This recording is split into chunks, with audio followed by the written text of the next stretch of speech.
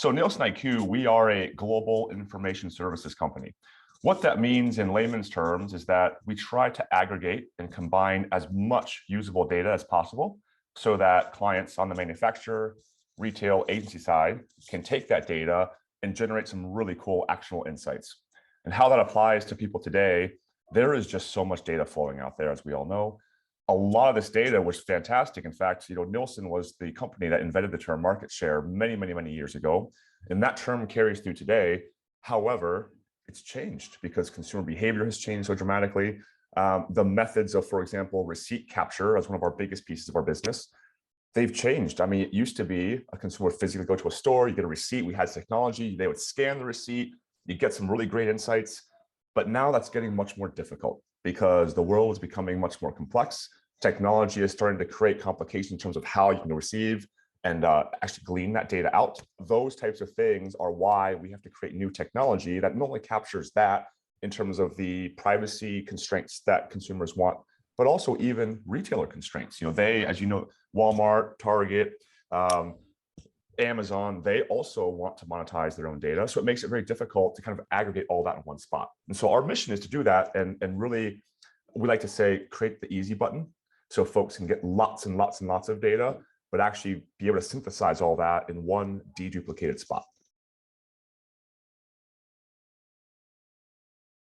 Yeah, we've got a really great case study on this one where it's very simple in our minds in terms of how to break down that vast quantity of data. The most important thing for us is we've got a tool called Omni Sales. It's just the deduplication of data, which is if you look at brick and mortar sales just by itself and then online sales by itself, in many cases, it's hard to tell where that shopping journey actually originated. And so being able to split those two apart to understand where consumers actually starting their journey and how that's being fulfilled, that's the premise of Omni Sales, which is to show a very accurate sales and share report, which breaks down brick and mortar, online, and we deduplicate the stuff that's kind of in the gray. So all the things that could be considered one or the other to provide a very clean line. What that does from a leakage standpoint is then you as a retailer can tell if I'm truly growing. The case study will actually highlight, Mike, two retailers, both growing at a fairly healthy rate. However, you do one double click within the report and you'll see that the shifting behavior, so where consumers have shifted from in-store to online, for one retailer is dramatically higher than the other one. So our question is, retailer A, does that truly mean that your online sales growth is incremental? Or are you simply just shifting your consumer from an in-store environment to an online?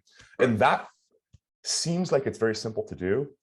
But in this example, you've got categories where, for example, hair care, 164 different retailers selling the same product. So then how do you tell? And that's what the report tries to break down and what the tools we've created help you break down. So, back in the day when I was a buyer for a large retailer, we always talked about checking of the future activity and impulse activity. This is just one example, Mike, of just how things have shifted. And at the time, check lane activity, impulse activity was always the things that you would characterize in your head as snacks, magazines, batteries, gum mint, those types of things.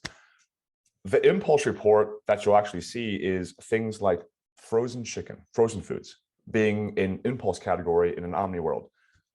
As a merchant before, those were categories that we never would have even considered because it was more about in-store space and location and kind of impulse purchase. But now what you're seeing is that buying behavior, because you've got this right in front of you all the time, it's much easier for consumers to think of like, oh my goodness, I forgot to buy X, or I bought this, and so I need to buy that.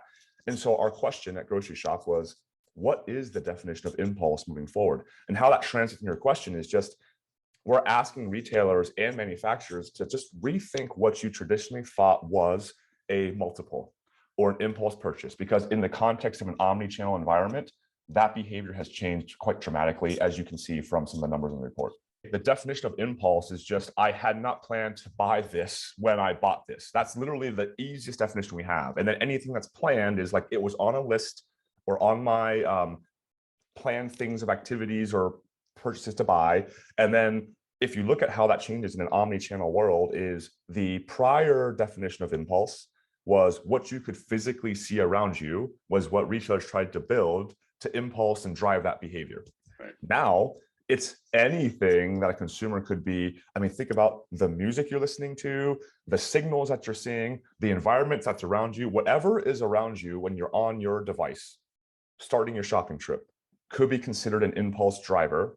We'll talk about probably digital media later today, because that's another driver of that. But think about what that means now for a retailer and a manufacturer, where anything that could be going through the environment, your brain, your eyes, your ears, your nose at the time, that could drive an impulse purchase. And so I would say the definition hasn't changed, which is it wasn't something I had planned, but a trigger prompted me to buy that. It's just those triggers are so vast now, because when people are shopping, they're probably being multitasking, they're doing all kinds of other things, and all of that, those are the questions that's going to prompt this kind of new, what we call consumer impulse journey in an omni-channel world.